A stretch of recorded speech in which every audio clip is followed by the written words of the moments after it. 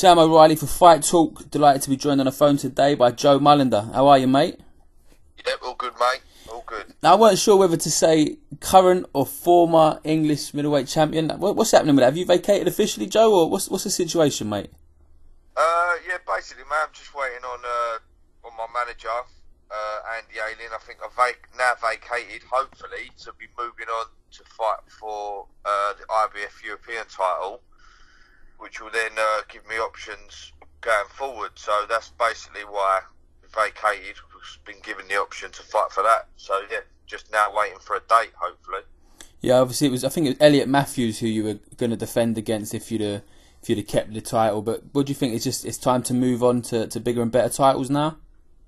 Yeah, I mean, for me, it's about getting up there as quick as possible. So it was good having a big domestic fight with Lee Markham. Obviously, we had another one straight away, and I got the win. So for me, it ain't about staying around at that level if you have a choice. About going forward quickly, obviously for titles and obviously for money. So that's the whole reason why I vacated, was given that option. So there's no point staying around that level if you've got an opportunity to go higher.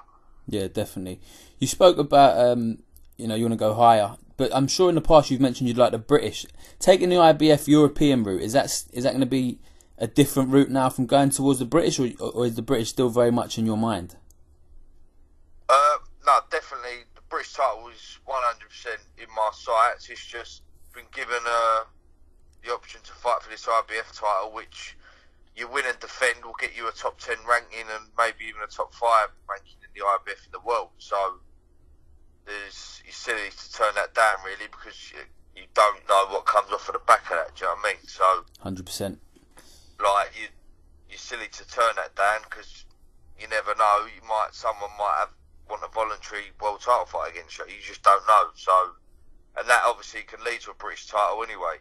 You put yourself in the running, don't you? You put yourself in the running, and you get. That's it. It's about making people aware. I mean, what are you, 31, Joe?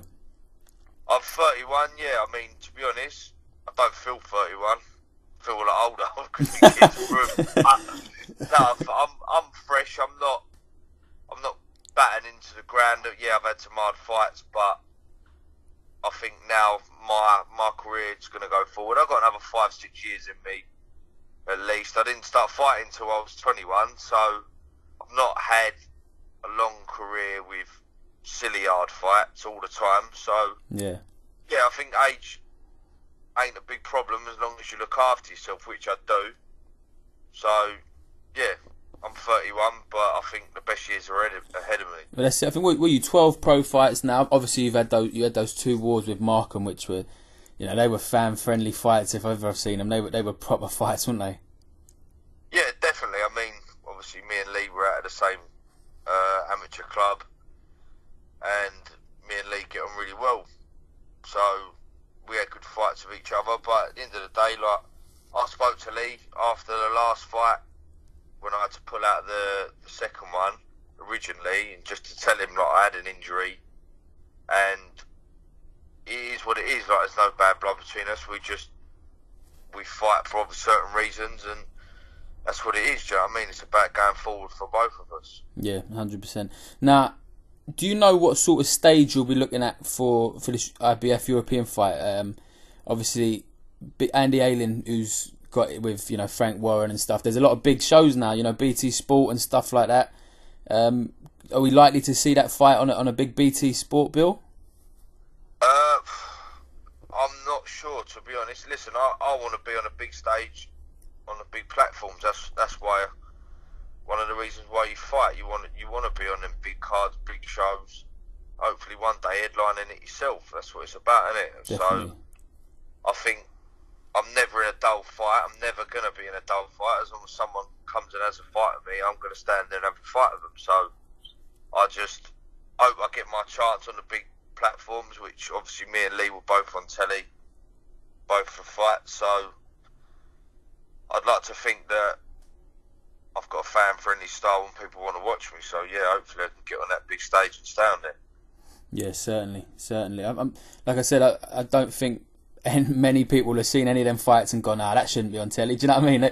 they're the fights that people want to be seeing. For a platform like BT Sport, I think it's a given that a fighter of your style should be on telly like that. Yeah, no, hopefully. I mean, listen, sometimes you see fights on telly and you think, how are you a TV fighter? It's true. It's true. Like, I'm a professional fighter myself, and I'm turning over to watch Only Fools and Horses or something. Do you know what I mean? So why fan-friendly fighters should be on telly, and that's it. Not just me, but a lot of fighters are always in good fights. They're what people want to see. That's the end of it, really. So I'm hoping that I'll get that chance and then take advantage of it. Thing is, as well, now there's a lot of television platforms getting involved in boxing. So, you know, I mean, obviously your I think it was the first Markham fight was on the David Hay bill, wasn't it? That's it. Yeah, it was on Dave television. So there's options, man. There really is options, isn't there? Oh, of course. I mean, I've signed like Andy Ayling and signed to that promotion now, and obviously Frank Warren show. So I'm hoping, obviously, like that's a big platform, and that obviously you've got Sky, Eddie Earn, and that. So I'm hoping I can get on there, BT, like what they see, and then my career progresses from there with BT, obviously. Yeah, I'm sure, like you said, there's a long time. You got a long time left in your career. 12 fights in. I mean, you've done well enough to get an English title fight. You know, within I think your 11th fight, and then to win it on your 12th, you've done well as it is. So it's only going to be good fights for you, Joe. Yeah, hopefully. I mean, I don't make no bones about it. Like I said to you, I'm not a tactician where I'm going to go in and try and nick the fight. I'm going to be in a war. I could fight myself and be in a war. So it is what it is. And I'm just going to go in there and I'll get as far as I get, which my ability takes me, whether that's English title only or a British title or anything further. Hopefully I'll always be in good fights and I'll get where I get. Definitely. Just finally, I know you're not one to call people out or anything like that, and I wouldn't expect you to. But is there someone, you know, maybe to make a good fight? Is there anyone looking around the British scene that you'd like to fight? Again, you didn't have a bad word to say about Lee Markham, and you two put on a great couple of fights. So, stylistically, is there anyone you'd like to fight just because you think it would make a really good show? Being straight, there ain't no one I look at and think I want to punch his head in. I mean, but as a professional fighter, I mean, I know I was matched with Elliot Matthews, and some people might think, oh yeah, why aren't you fighting him then? Well, I've just told you the reason why I'm not fighting him. I want to go forward. So, but I would get in the ring with anyone. Listen, it's about getting the opportunity and taking it. So, if I got an opportunity to fight anyone in the world at middleweight for the right reasons, obviously for the title, or obviously it's my job for the money. Yeah, I'm taking it. Like, I don't make no bones about it. I've got 2 kids at home. I fight for money. So if the offer's right and the fight's right, I'm getting in there. I'm having a go. So it's not no one particularly I want to fight. I just want to fight anyone who I get an opportunity of, really. Yeah, no, definitely, mate. And like I said, I think we'll see you in some big up-and-coming fights. People, they can neglect the fact that it's a business. At the end of the day, I don't go to work of a night time because I like it. I go because they're paying me. So if exactly. I mean, that's what I try and say. Like, if someone says, "Oh, like, why do you do it?" and you say, "Well, yes, I want to win titles, and obviously titles bring money, but I've got a mortgage the same as you. Would you go to work for 20 grand if matey come to you and said, I'm going to offer you 100 grand to do the same thing? What are you going to pick?" There's no difference. A professional fighter being offered 5 grand for a fight or 50 grand. What are you going to take? So it's a job at the end of the day, and that is it. And some fighters might not be honest enough to say that. Oh yeah, I want the glory. Of course I want the glory, but glory don't pay my mortgage. Yeah. Yeah, that's certainly the truth. So it's just a job like any other job. So if fighters don't say that, yeah, they're chasing the money or whatever, they're lying. No, realistic, mate. And honestly, I respect the honesty. Is like I said, I say to boys that a lot of fighters I speak to, listen, it's one career, and if you can fight someone for silly money and then you can fight someone for bigger money, and listen, ain't gonna people's opinions don't pay your mortgage. They don't pay your bills. So, and it ain't them who's getting punched in the head. Exactly. You come home, you're passing blood in the toilet, and you got headache for a week. It's got to be worth it at the end of the day. I've had fights where I've been paid 150 quid, so I've done it for nothing to get hopefully where I'm going to get.